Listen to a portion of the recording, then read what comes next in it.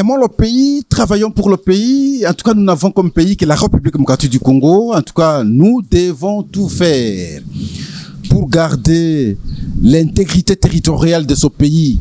Nous devons tout faire pour, à chaque geste que nous posons, que ce soit à l'avantage du pays. En tout cas, merci chers membres de la communauté. Merci parce que vous continuez de nous faire confiance. Merci parce que vous comprenez finalement que c'est ici qu'on réfléchit objectivement pour le compte du pays. Ici, on ne parle pas individu. Nous sommes restés avec la pensée philosophique d'Héraclite d'Éphèse. Tout coule, tout passe, rien ne demeure. Et nous nous référons toujours à notre passé. Nous avons connu, moi personnellement, beaucoup de dignitaires à l'époque de Mobutu, la Deuxième République. Pratiquement tous sont partis. On a connu encore d'autres dignitaires. Avec Mouzé, Laurent Désiré Kabila, ils sont partis.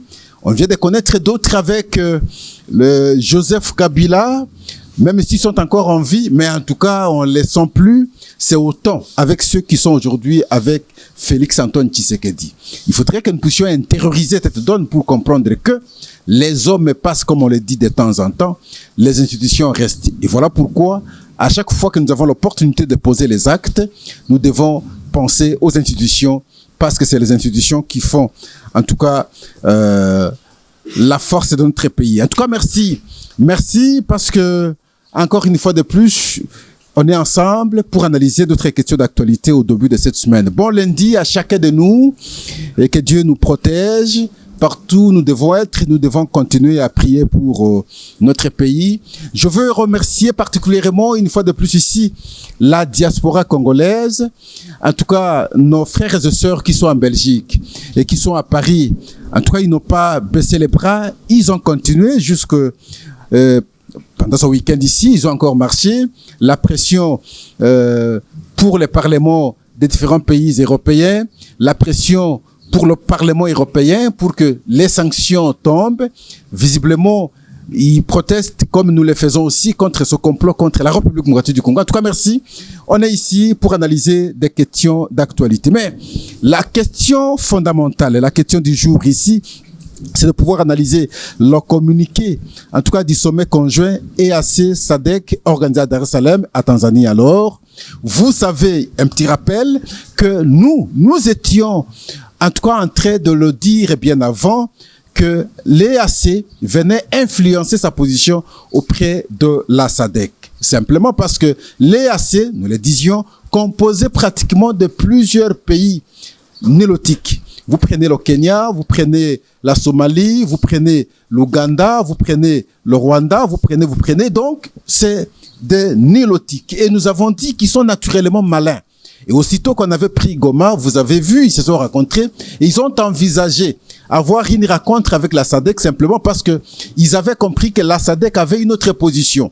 La position de la SADC, c'est d'appuyer la République démocratique du Congo, de s'opposer, en tout cas, à la violation de son intégrité territoriale. C'est comme ça qu'on avait, en tout cas, mobilisé d'autres forces des pays membres afin d'appuyer un autre pays membre ici, la République démocratique du Congo. Et pour la SADC, il fallait que la RDC échange alors avec le Rwanda. Et c'est comme ça que, excusez, il y a beaucoup de comme ça aujourd'hui, il y avait, en tout cas, à Luanda, des rencontres entre les deux délégations du ministère des Affaires étrangères, le Rwanda et la RDC. Mais lorsqu'il s'est agi que les deux présidents se rencontrent, le Rwanda a trouvé un prétexte à refuser, souhaitant que la République démocratique du Congo échange d'abord avec le M23. C'est cette position défendue par le président kenyan, William Ruto, qui est ami à Paul Kagame, qui prend fait et cause de Paul Kagame. Et voilà, lorsqu'ils sont venus dans ce sommet, en tout cas pour harmoniser selon eux les vues entre les deux organisations, malheureusement, c'est la position de l'EAC qui a dominé et nous avons su vous le dire, ils ont su dribbler la SADC, même sur le plan de la représentativité, ils étaient nombreux et nous avons tout dénoncé et vous le savez bien. Conséquence, on a pondu un communiqué pour nous qui ne nous satisfait pas. En tout cas, merci. C'est ici, pas ailleurs, n'allez jamais ailleurs. Alors maintenant, on se pose la question, comment et pourquoi ce communiqué ne nous satisfait pas? Qu'est dit substantiellement ce communiqué? Nous n'allons pas le lire, mais nous prenons les grandes lignes. Le communiqué dit: il faut un cessez-le-feu immédiat. Il faut un arrêt des combats également immédiat. Il faut que la République démocratique du Congo organise le dialogue avec le M23. Il faut le retrait des forces étrangères non invitées. Mais malheureusement, on n'a pas touché le fond selon nous. Selon Pascal, on n'a pas, en tout cas, cité le Rwanda. On n'a pas parlé des crimes commis par le Rwanda. Je vais vous dire, parce que en analysant le communiqué, il ressort clairement ceci. Ce communiqué ne nomme pas le Rwanda comme pays agresseur. Dans ce communiqué, on ne demande pas au Rwanda et au M23 de quitter Goma et le sol congolais, nulle part. On ne condamne pas les crimes commis par le Rwanda sur le sol congolais. Comme nous vous avons dit, c'est plus la EAC qui a su faire prévaloir sa position en insistant, consistant plutôt à protéger le Rwanda en exigeant un dialogue direct entre le M23 et la République démocratique du Congo. Et nulle part, on a parlé d'un dialogue ici entre le Rwanda et la République démocratique du Congo. Et pour nous, il fallait qu'on manifeste cela par un refus clair du communiqué. Et la République démocratique du Congo, il fallait manifester ce refus. Mais malheureusement, c'est ce qui n'a pas été fait. Le Rwanda s'est vu être lavé de toute accusation. Parce que simplement, la République démocratique du Congo a endossé. Mais cela peut produire quelles conséquences? Et pourtant, à travers les parlements européens, à travers les organisations internationales, nous avons senti la mobilisation. Les gens commençaient maintenant à savoir identifier clairement le Rwanda. Les gens commençaient à dénoncer les crimes commis sur le sol congolais par les Rwandais. Les gens ont compris effectivement qu'il y a présence des militaires rwandais sur le sol congolais. Non seulement qu'il y a eu le rapport du groupe des experts des Nations Unies, comme nous le savons tous, mais les preuves sont tellement patentes qu'aucun pays ne pouvait s'opposer ou ne pouvait contester. Mais malheureusement, dans ce sommet, on n'a pas su démontrer tout cela. Le Rwanda est sorti, en tout cas sans être condamné, sans être pointé comme tel. Alors cela provoque quelles conséquences selon nous? La première conséquence, la République démocratique du Congo a perdu cet élan de condamnation du Rwanda par le monde entier. On a lavé le Rwanda. Ça, c'est la première conséquence. La deuxième conséquence, Goma reste entre les mains de l'ennemi jusqu'à la preuve du contraire. Parce que simplement dans le communiqué, on n'a pas demandé à l'ennemi de quitter Goma. Le Rwanda consolide son espace tout en ayant Goma encore, parce que c'est l'espace qu'il s'est battu depuis longtemps pour avoir le contrôle des mines et exploiter nos minéraux.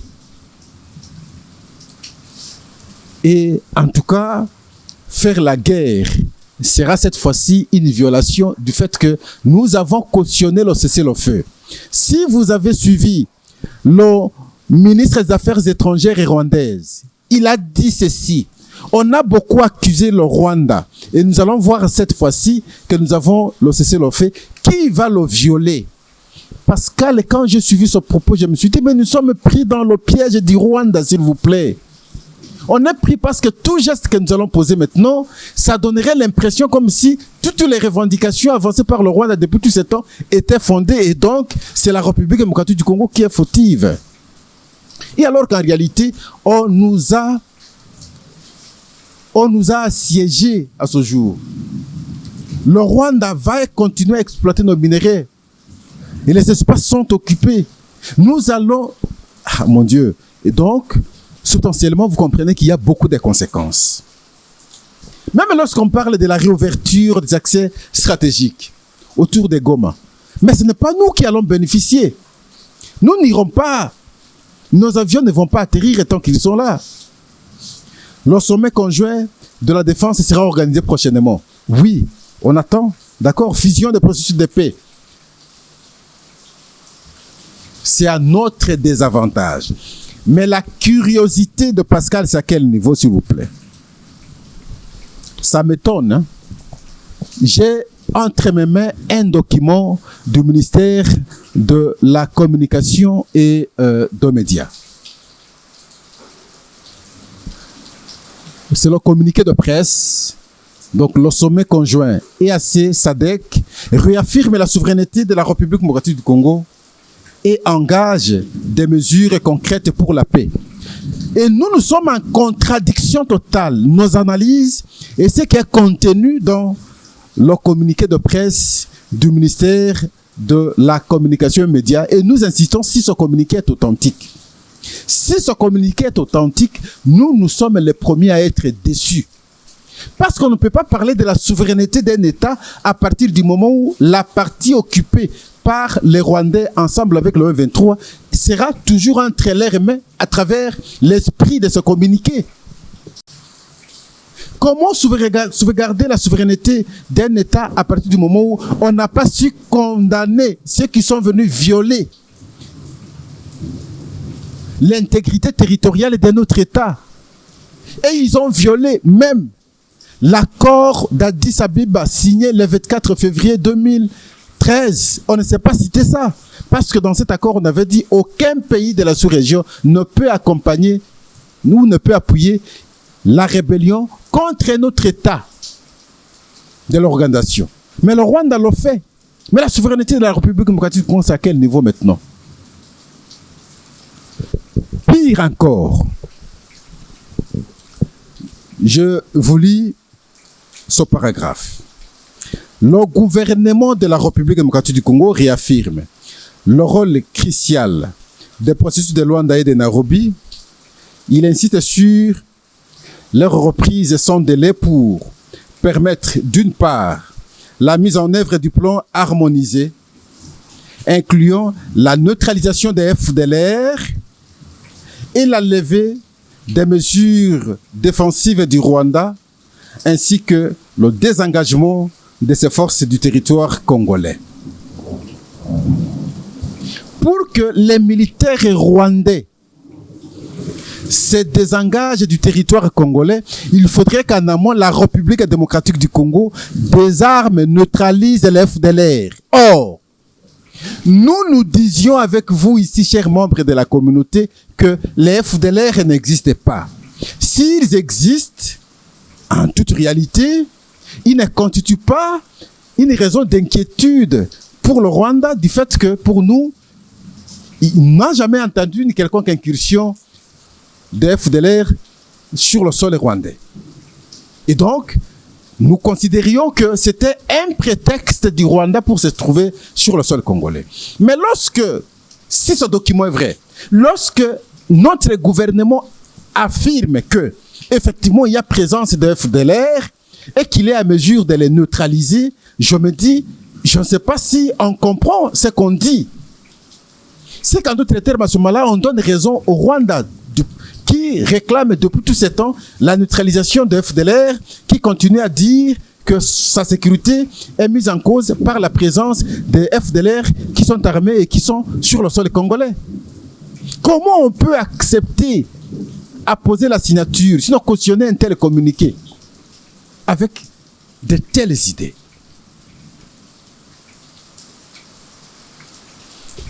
Mais si le FDLR existe, alors pourquoi vous ne les désarmez pas? Vous voulez dire ici que la République démocratique du Congo travaille avec les FDLR? Pour gagner quoi? Non. Je pense qu'il faut à un certain moment bien réfléchir, bien comprendre l'enjeu. Ici, c'est vous qui avez affirmé. Alors nous attendons aussi que vous soyez à mesure de désarmer les FDLR, de neutraliser les FDLR. Or, la grande partie aujourd'hui occupée par le M23.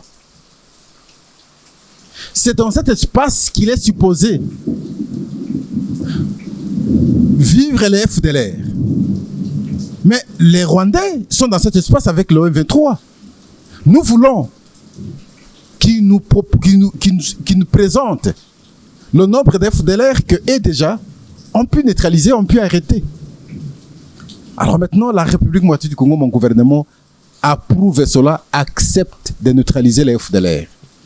Donc, donne raison indirectement aux Rwandais qui réclament depuis toujours que les FDLR sont sur le sol congolais et constituent une menace contre sa sécurité. Désarmer, neutraliser, ça veut dire que vous considérez vous aussi qu'ils ont des armes. On ne peut neutraliser que quelqu'un qui est visiblement dangereux, apporter préjudice à l'autre en termes de sécurité. Comment vous allez les neutraliser s'ils n'ont pas des armes?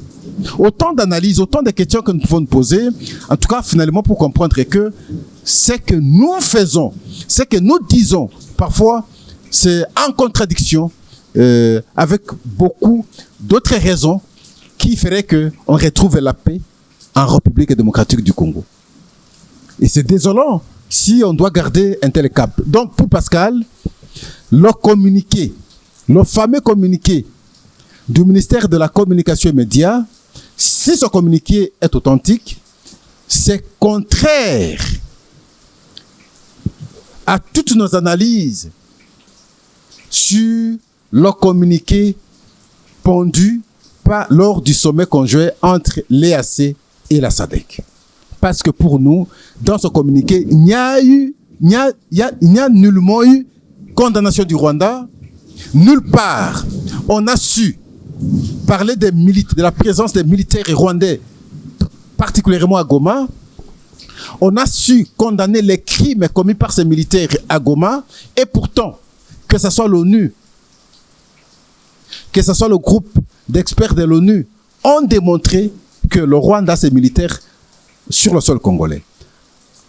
À Goma, l'ONU a su démontrer que les militaires rwandais à Goma ont commis des crimes et ils ont même avancé le nombre, c'est plus de 3000 personnes sacrifiées. Sinon tuées alors si vous voulez. Voilà, c'est à ce stade que nous devons comprendre les choses. Mais il y a un petit élément que nous avons bien voulu, en tout cas, insérer dans cette émission. C'est un rapport avec le prélèvement des primes de paiement des agents de l'État pour les fonds de guerre. Ou les forts de guerre, tout dépend. Nous nous sommes beaucoup posé la question, à notre niveau bien entendu. On va couper pratiquement toutes les primes des agents. Parce que simplement nous devons, l'État, le pays, tous, nous devons accompagner nos militaires au front. Ils ont également des familles qu'ils ont laissées. Nos militaires et les Wazalendo. Ça, c'est une très bonne chose.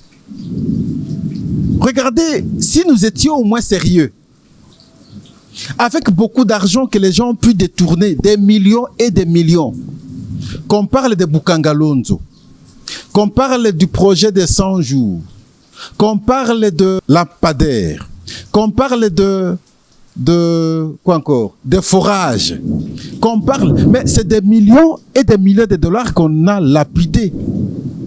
Si on était sérieux, cet argent servirait à cet appui des militaires. Voilà aujourd'hui, par le manque, sinon par manque de notre sérieux, voilà, c'est les petits citoyens qui vont payer le prix. C'est les Congolais, les agents de l'État qui vont payer le prix. Et alors que nous savons bien, ces agents de l'État ne vivent que des primes, parce que le salaire ne représente rien du tout. Ils vont endosser cette responsabilité du fait des détourneurs qui ont pris l'argent de l'État et de façon ou de manière impunie des millions et des millions d'argent. Et c'est les pauvres citoyens congolais, les pauvres agents qui doivent aujourd'hui prendre en charge, en tout cas, leur vol, leur détournement, les millions d'argent qu'ils ont pu détourner, et c'est nous qui allons rembourser tout en prenant en charge maintenant les militaires. Mais il y a un problème en même temps, parce que le salaire, il est insignifiant. Imaginez aussi la réaction des agents 1 mois, 2 mois après. N'oublions pas que les gens vont crier, les gens vont demander, parce que le peu qu'ils vont recevoir en termes de salaire de base, c'est naturellement très insignifiant. Je sais pourquoi je dis ça. Peut-être beaucoup ne vont pas me comprendre. Mais je sais qu'il y aura graissement des dents. Et là, les agents paient le prix des voleurs qui ont eu à prendre l'argent de l'État, des millions, et l'argent qui servirait à des causes nobles, comme celle d'appuyer les militaires qui sont au front. Mais les gens ont détourné des millions et des millions d'argent. En tout cas, merci. Nous nous interrogeons maintenant comment les agents de l'État qui sont à Goma vont fonctionner, vont travailler. Même les banques, comment elles vont travailler, comment elles vont fonctionner. L'enseignement, il sera administré comment? Parce que les institutions sont à Kinshasa. Le contact est coupé. Je suis en train de réfléchir, ça va se passer comment?